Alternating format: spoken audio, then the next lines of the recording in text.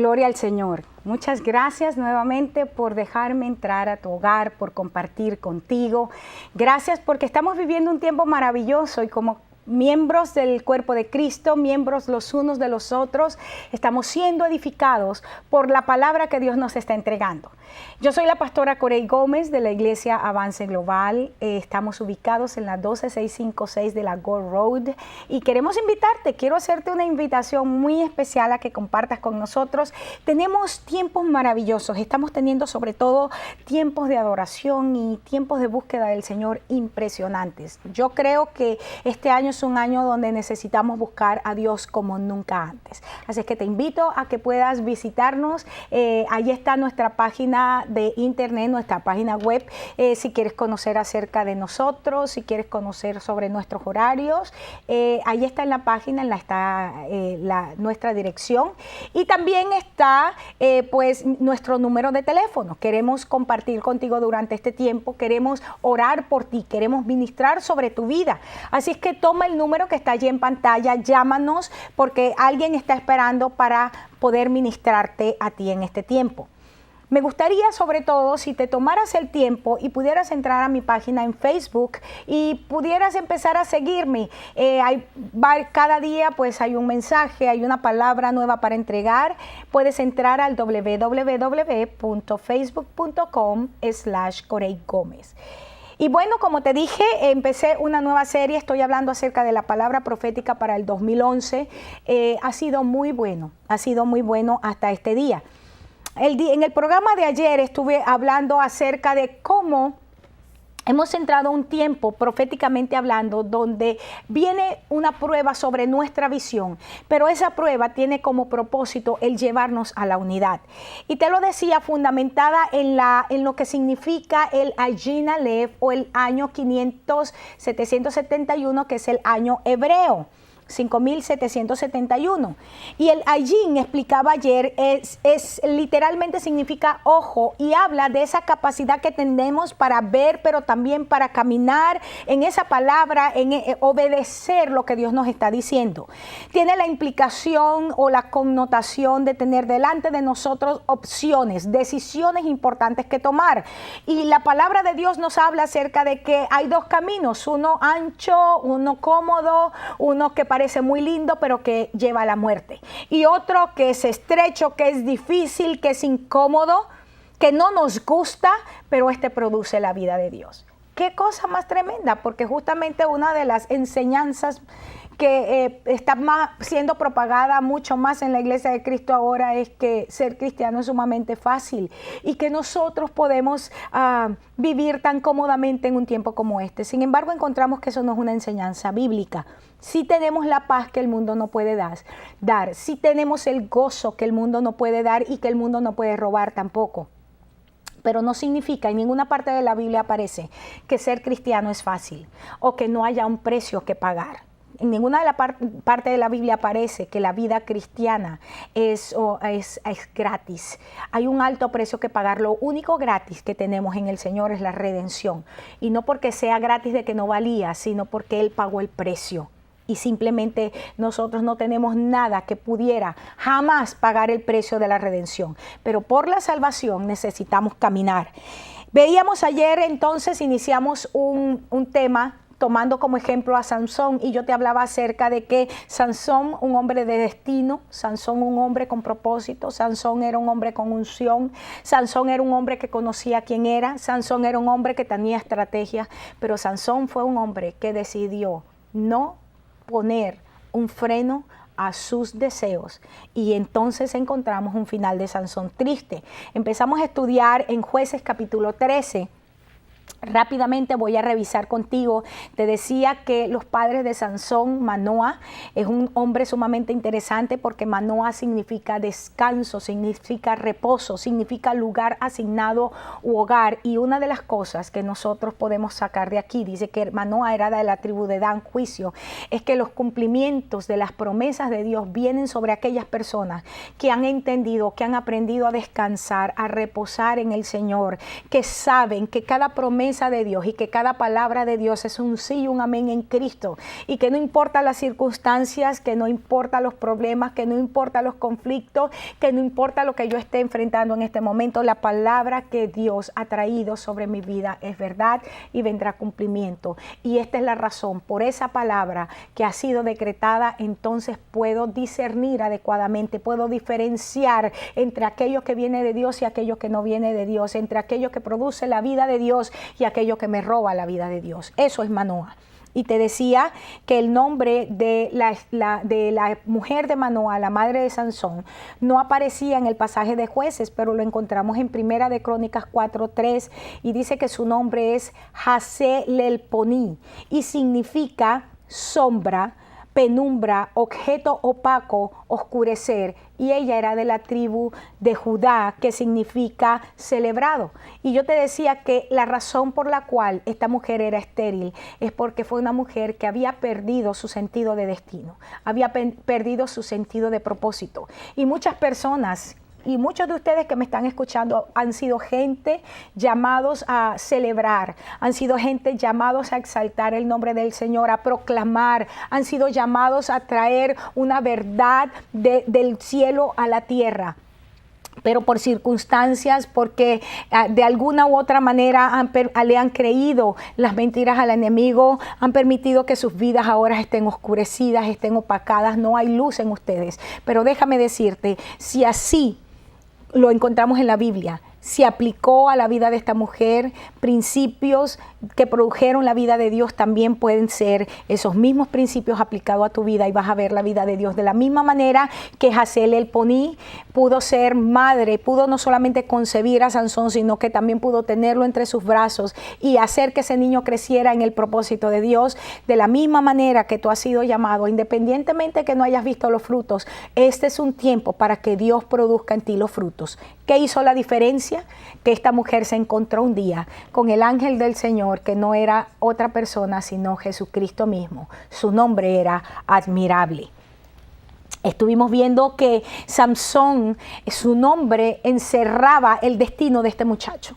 En su nombre el significado es fuerte, atrevido, significaba operar en fuerza para devastar. El propósito de Sansón era que se iba a enfrentar a los filisteos, un ejército enemigo, una nación enemiga que estaba dominando, que estaba esclavizando, que estaba oprimiendo al pueblo de Israel. Y Dios levanta a un hombre como este en un tiempo determinado para traer victoria al pueblo de Israel. Yo creo firmemente que Dios ha levantado hombres y mujeres en este tiempo para traer también bendición sobre el pueblo. Pero algunos de nosotros, algunos de los ministros, hombres, mujeres de Dios, ungidos de Dios, que conocen su destino, su llamado, su propósito en la tierra, simplemente han permitido que ese propósito se diluya, simplemente han permitido que sus promesas se diluyan porque no han tenido la capacidad de permanecer firmes frente a las acechanzas del enemigo. Pero quiero decirte que tienes esperanza. Estamos viviendo uno de los años más importantes en la historia de la iglesia. Este es un año donde estamos siendo levantados y seremos levantados a un nuevo nivel de autoridad y a un nuevo nivel de gobierno. Si tú no has estado caminando en la verdad de Dios para ti, yo te animo y te insto a que busques el propósito de Dios para tu vida, que te muevas a tu lugar de asignación y no digas: es que no me gusta, es que no me tratan bien, es que no me quieren. Pues sea lo que sea, si es tu lugar asignado, permanece en ese lugar hasta que Dios cumpla su propósito en ti. O si estás en un lugar donde de repente te sientes muy bien y piensas: oye, es que aquí es la maravilla, te pido que ores en el nombre de Jesús y pregúntale al Señor qué es lo que tiene para ti en este tiempo. Ahora, yo me quedé ayer en el verso que dice que no iba a pasar navaja sobre su cabeza, porque el niño sería nazareo a Dios desde su nacimiento, y él comenzará a salvar a Israel de mano de los filisteos. Y mencionaba el hecho que la palabra navaja en el hebreo es una palabra que significa deshacerse de, cambiar o canjear, es decir, es cuando se hacen trueques. Y esto tiene mucho que ver con el hecho de lo que estamos viviendo en tiempos como este. Estamos viviendo un tiempo donde la iglesia de Jesucristo está pasando navaja sobre su cabeza, es decir, está canjeando los propósitos de Dios, está canjeando la unción del Señor. Hay una compraventa de la unción de Dios en la plaza. Las iglesias se han convertido en mercados de la unción, donde dame $1,000 y yo te entrego una palabra profética, mándame una ofrenda y entonces yo oro para que sea sanado. Estamos vendiendo y estamos comprando como que los dones del Señor nos pertenecen y tenemos el derecho para enriquecernos con esto. Y estamos viviendo tiempos sumamente difíciles, pero además de que hay ministros que están compraventa, también hay gente que está compraventa, porque pues no existiera esto si no hubiese un pueblo que no creyera. Y como en el tiempo antes de la reforma de Martín Lutero, donde se pagaba un año de sueldo por recibir una indulgencia. En el nombre de Jesús, ya Cristo murió, ya Cristo resucitó, ya Cristo está sentado a la diestra del Dios Padre. Necesitamos es buscar a Jesucristo, saber quiénes somos y sentarnos juntamente con Él en lugares celestiales, juntamente con Cristo. Y en el nombre del Señor, esta compra y venta de la unción que hay en la iglesia, en el nombre de Jesús se acaba, porque hemos entrado en un tiempo donde la verdad de Dios, donde la realidad del reino está siendo establecida y donde todos aquellos que se nieguen a caminar en las verdades del Señor, simplemente declaramos ahora mismo que salen por el poder de la palabra de Dios, de la iglesia, de la verdadera iglesia de Cristo. Y yo declaro que el verdadero remanente, aquel remanente que no ha doblado sus rodillas delante de ninguno de los Baales, se levanta en este tiempo, sale de las cuevas y manifiesta el poder y la gloria de Dios en dimensiones distintas. Hablar de que pasar la navaja sobre la cabeza es desconocer quiénes somos, nuestra posición, gente que hemos sido llamadas a ser especiales. El apóstol Pedro dice que somos una nación santa, un pueblo adquirido por Dios, que ha sido escogido para declarar las virtudes de aquel que nos llamó de las tinieblas a su luz admirable. Somos sacerdotes porque hemos sido llamados para traer delante del Padre una intercesión por las naciones de la tierra. Somos gente que ha sido llamada para ir a donde otros se han negado a ir, para hacer lo que otros han tenido temor de ser, para convertirnos en gente que establece el reino de los cielos como ningún otro momento en la historia de la humanidad. Estamos viviendo los tiempos más importantes de la iglesia y el pueblo de Dios necesita reconocer el tiempo, recibir las estrategias de parte de Dios y caminar en esas estrategias.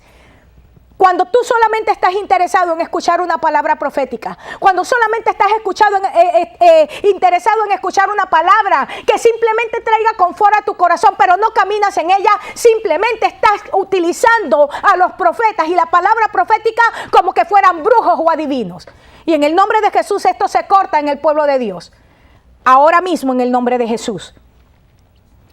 Y terminaba ayer con la palabra nazareo. Porque la palabra nazareo, que es la palabra nacer, significa literalmente uno que se separa, que hace votos para abstenerse. Una de las cosas que estamos enfrentando en este tiempo es una iglesia cómoda, una iglesia permeada por los principios del mundo y por las prácticas del mundo, porque no quiere abstenerse de nada. Gente que con tanta facilidad dice que esto no es pecado, esto no es pecado. Esto no es un asunto de que si es pecado o no. La Biblia dice que pecado es saber hacer lo bueno y no hacerlo.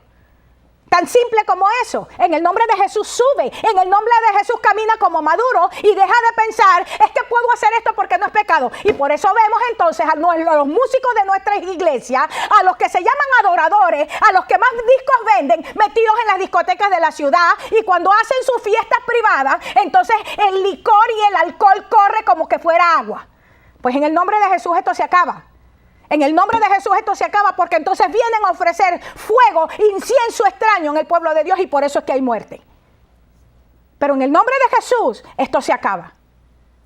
Porque llegó el tiempo que los verdaderos nazareos, es decir, los que entendemos lo que significa caminar apartados para Dios, en una vida de santidad para Dios, nos levantamos y alzamos nuestra voz y declaramos que estamos cansados de ministros que viven una vida liviana. En el nombre de Jesús. Y ese ministro puede tener el nombre que tenga y el reconocimiento que usted quiera. Pero si está viviendo una vida liviana, pues en el nombre de Jesús no camina. En el nombre de Jesús no está colocado en una posición de honor dentro del verdadero pueblo de Dios. nazareo para Dios. Dice que el nazareo, según encontramos en el pasaje, quiero quedarme aquí, porque hay 3 prohibiciones que el ángel le hizo a la esposa de Manoa, que por consiguiente se aplicaba a Samson. Dice que estas prohibiciones las encontramos, tenían un fundamento, están en Números 6, 1 al 8, que son el voto del nazareo. Dice así, dice que él no debía beber vino, que no debía beber sidra, que no comería cosa inmunda. Y en el caso específico de Sansón, no menciona el contacto con los muertos, sino que en lugar de usar la frase que aparece en Números como contacto con los muertos, dice, porque él comenzará a salvar a Israel de las manos de los filisteos. Estuve pensando largamente en esta frase. ¿Por qué cuando el ángel está haciendo mención de los votos del nazareo, cuando dice no va a estar en contacto con los muertos, ni siquiera que fueran cercanos, menciona la frase comenzará a salvar a Israel de la mano de los filisteos? Y me voy a quedar después en esto, pero vamos a ir desglosando qué significa la primera cosa: no beberá vino. No beberá vino es una sola palabra en el hebreo, es la palabra yajin, que viene de una raíz primitiva que significa intoxicarse. ¿Qué significa intoxicarse? Porque vamos a estar claros aquí. Intoxicarse significa meter cosas que contaminan a nuestra vida. Traer cosas que contaminan mi vida. Traer cosas que cambian, que trastocan lo verdadero, lo puro y lo santo que Dios ha puesto. Cada uno de nosotros tiene una semilla de eternidad que ha sido colocada.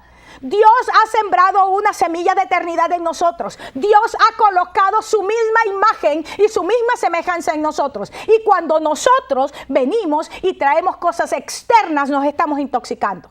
El apóstol Pablo dice que no nos embriaguemos con vino en lo cual hay disolución, sino ser llenos del Espíritu Santo. Ahora, ¿qué estaba diciendo aquí el apóstol? Está diciendo, no permitas que tus sentidos, porque es a través de los sentidos que tú disciernes entre el bien y el mal, según el libro de Hebreos, no pueden estar intoxicados, es decir, no pueden ser manejados por cosas externas, manipulados por cosas externas, sino que tienes que permitir que el Espíritu Santo venga a tu vida, llene tu vida, se derrame en tu vida, y es del Espíritu Santo desde adentro que produce la dirección. No permitas que cosas externas te manejen, manipulación, intimidación, propaganda, etcétera, valores que otros imponen, la presión del grupo, todo eso intoxica. No beber vino significa toda cosa que entra a mi vida por los ojos, por la nariz, por la boca, por los oídos, por donde sea, que quiere manejar mi vida. El Espíritu Santo opera de adentro hacia afuera. No intoxica, el Espíritu Santo nos dirige. Por eso el apóstol dice, no te embriagues con vino, no permitas que yajin, lo que intoxica, entre a tu vida para que tú entonces te manejes. ¿Por qué? Porque no vas a poder diferenciar entre lo que produce la vida y lo que produce la muerte. Antes de que Eva comiera del árbol, tuvo una conversación indebida con la culebra, con la serpiente. Déjame decirte, algunos teólogos dicen que en realidad lo que pasó fue que Eva tuvo relaciones sexuales con la serpiente. Y déjame decirte la aplicación exacta de esto. Una relación inadecuada es adulterio espiritual. Cada vez que te relacionas fuera del orden de Dios, sea con quien sea, aun cuando es con un ministerio que no ha sido asignado para tu vida, estás en adulterio espiritual. Solamente caminar en el propósito ordenado por Dios para nuestra vida es caminar en fidelidad, es caminar en pacto. Y la razón por la cual Eva consuma o trae a consumación el hecho de consumir, de tomar la fruta del árbol de la ciencia del bien y del mal, simplemente llega allí es porque ya sus sentidos habían sido intoxicados, había tenido una relación, una conversación inadecuada. Cuídate de las conversaciones que tienes. La Biblia dice que en el mucho hablar nunca falta pecado. Cuídate de las conversaciones que tienes. Cuídate de los amigos que tienes, aún dentro de la iglesia. Cuídate de la gente con la que estás. Eso es lo que significa no vas a beber vino, yayin, no te vas a intoxicar, no vas a permitir que tus sentidos queden estupidizados porque por la conversación, por las relaciones, por lo que estoy mirando, porque estoy mirando mucha televisión, porque tengo que ponerme Victoria's Secret para poder entonces enamorar a un hombre. Pues en el nombre de Jesús, estás intoxicada, estás intoxicado. Cuando lo que estás mirando por la computadora es solamente cuestiones que tienen que ver con pornografía. Y le estoy hablando también a los ministros, porque tenemos un problema con una cantidad de hombres que los domingos predican muy bien, pero que de lunes a sábado tienen problemas de pornografía. En el nombre de Jesús, no tomamos vino. Eso es lo que significa. No te embriagues con vino, sé lleno del Espíritu Santo. La segunda cosa dice, no comerá inmundo. Es la palabra tamé, que significa amancillar, corromper, envilecer. Y me llama la atención, porque no comer inmundo tiene que ver directamente en el Nuevo Testamento cuando Pablo dice que bienaventurado es el lecho sin mancilla. Es decir, y luego dice, y a los fornicarios y adúlteros, a estos va a juzgar el Señor. ¿Qué significa adulterio y qué significa fornicación? Todos sabemos ese concepto en lo natural. Es cuando me acuesto, tengo relaciones sexuales fuera del matrimonio, cuando me acuesto con un hombre o una mujer que no es mi esposo o mi esposa legalmente. Pero ¿qué tal en la iglesia? ¿O acaso no estamos adulterando espiritualmente en la iglesia porque hemos traído dioses ajenos a la iglesia? Tenemos a Dagón metido en la iglesia, tenemos a Diana metido en la iglesia y entonces cantamos cantos que no mencionan por ninguna parte el nombre de Jesús y que pueden ser muy bien cantados a cualquier demonio. En el nombre de Jesús, todo adulterio espiritual se va de la iglesia en este tiempo. No comerá inmundo. Esto no tiene que ver con que comas morcilla o que comas cierto tipo de comida. Porque hay montones de gente en la iglesia que no comen carne, pero que bastantes cosas hacen que se dejan manosear por donde no se tienen que dejar de manosear. Pero no comen ciertas cosas. Me río cada vez que escucho a esa gente hablar. Me río de su santidad mentirosa. Me río de su necedad. Me río de sus tonterías. Muéstrame tu fe sin obras, que yo te muestro la mía con obras. Eso fue lo que dijo Santiago y eso también te lo digo yo en el nombre de Jesús. En Jueces capítulo 13, verso 24, sigue diciendo que el niño creció y Jehová lo bendijo. Porque mientras estuvo bajo la guianza de los padres, bajo la guianza de sus mentores, Sansón vivió de acuerdo a las instrucciones. Dice que el Espíritu de Jehová comenzó a manifestarse en los campamentos de Dan entre Sora y Estaol. Y me llama la atención porque Sora significa avispa, pero a nivel figurativo es alguien que ha sido atacado por lepra, es decir, un leproso. Y Estaol significa demandar, consultar, dedicar. Y yo lo que puedo ver al principio es que en la medida que Sansón caminó de acuerdo a la palabra que había sido establecida sobre su vida, empezó a moverse en el juicio verdadero de Dios. ¿Cómo? Porque se convirtió él mismo ¿en qué? En la maldición sobre aquellos que estaban trayendo opresión sobre Israel. Y eso lo podemos ver luego más adelante cuando dicen los filisteos, es que nuestro Dios Dagón nos entregó a nuestro enemigo. Ahí la palabra traduce a la maldición que había sido impuesta sobre nosotros. Déjame decirte algo, porque esto tiene otra aplicación. Hay hombres de visión, hombres de llamado, hombres de destino como Sansón. Pero hombres que no quieren santificar su vida, que se han convertido en juicio y maldición sobre la iglesia que pastorean. ¿Sabes por qué? Porque esa gente simplemente los ha levantado a una posición ¿de qué? A una posición de ídolo. Y ellos mismos son su propio juicio. Gloria a Dios por eso, porque Dios sabe traer sus juicios, que son verdaderos y justos siempre. Pero si tú eres un hombre o una mujer con un corazón para Dios, yo sé que has sido colocado en un lugar de Dios, en un lugar de bendición. Pero si tú eres una persona que simplemente tiene dioses ajenos en su vida y los has consentido, es decir, les has dado explicación, porque consentir no es solamente lo que dicen en inglés spoil. Consentir, es decir, darle sentido, tratar de explicar el pecado. Me da ganas de reír cada vez que escucho a los ministros dándole explicación al pecado. Lo que pasa es que antes, los principios de Dios que no se pueden aplicar 50, 200 años atrás, de la misma manera que hoy no son principios de Dios, tan simple como eso, porque el principio de Dios trasciende el tiempo y el espacio. Si no se aplica es porque es doctrina de hombre, pero si es principio de Dios y tú estás tratando de ir en contra del principio de Dios con una explicación del mundo, tienes ídolos en tu corazón. Llámate como te llames, aunque tengas 50 años en la iglesia. Sansón empezó a moverse en el juicio, pero ¿qué pasó? Y voy a iniciar este punto, pero lo voy a ampliar en el día de mañana en mi siguiente programa. Dice que Sansón empezó a traer el juicio y empezó a moverse en Filistea. Él estaba llamado a traer un juicio sobre los filisteos. Y los filisteos significa, viene de una raíz primitiva que es la palabra palash, que significa revolcarse en el polvo. Extranjeros que vivían en aldeas, son enemigos que vienen a nuestra vida para robarnos la paz y quieren hacer que nos revolquemos en el polvo. Esos son los filisteos. Yo te pregunto a ti, cuando estás enfrentando un problema, ¿cuál es tu manera de enfrentarlo? ¿Eres de los que se tira en el suelo a llorar, a patalear, o eres de los que busca a Dios con un corazón contrito y humillado? Hay una gran diferencia entre postrarme delante del Padre y tirarme en el suelo a revolcarme porque estoy bravo. Son dos situaciones muy diferentes. Pero hay varias características de los filisteos que voy a compartir contigo en mi próximo programa. Creo que Dios está trayendo una palabra directa, una palabra clara y una palabra concisa para cada uno de nosotros. El año 2011 es un año que aún a nivel natural se pinta difícil. A nivel natural, los políticos, los economistas, los sociólogos están diciendo, vamos a enfrentar un año de crisis. La palabra de Dios dice en Isaías capítulo 60, levántate y resplandece porque ha venido tu luz.